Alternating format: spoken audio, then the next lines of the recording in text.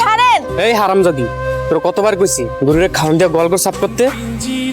আমি কি এবারে কামের মেয়া সারাক্ষণ কাম করবো? কি কইলি তুই? আপনি আমার মারছেন, আরেকবার মাইরা দেখেন আমি আপনার তালাক দিয়ে চলে যাবো। তুই আমারে তালাক দিবি? তোর মতন বজ্জাত মায়েরে আমি তালাক দিতেছি। এক তালাক, দুই তালাক, তিন তালাক।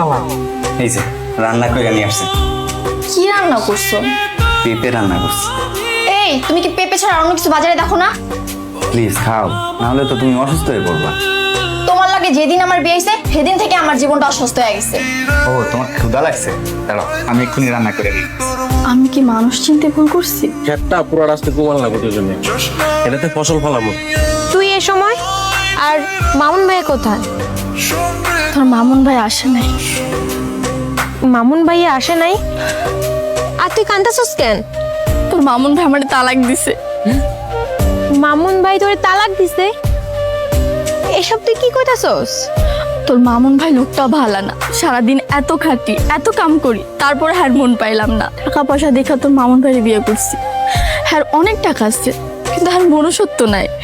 তোর তো মনুষ্যত্ব দরকার নাই, তোর দরকার টাকা পয়সা আলা জামাই। আমরা অনেক ভুল করছি, আমি আমার আগের জামাইয়ের সাথে অনেক অন্যায় করছি। তোর বিয়েতে 1 লাখ টাকা আর গয়না কে দিছিল তুই জানিস?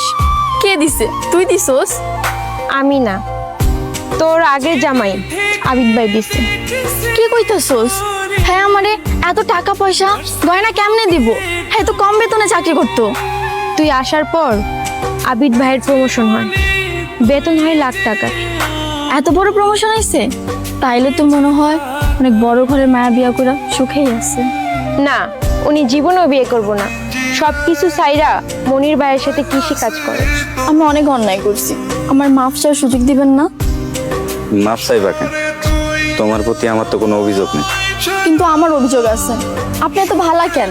আপনার সাথে এত অন্যায় করছি, আপনি প্রতিবাদ করেন নাই কেন? কারণ আমি তোমারে ভালোবাসি, কিন্তু ভালোবাসার মানুষের লগে আমি রাগ করতে পারি না।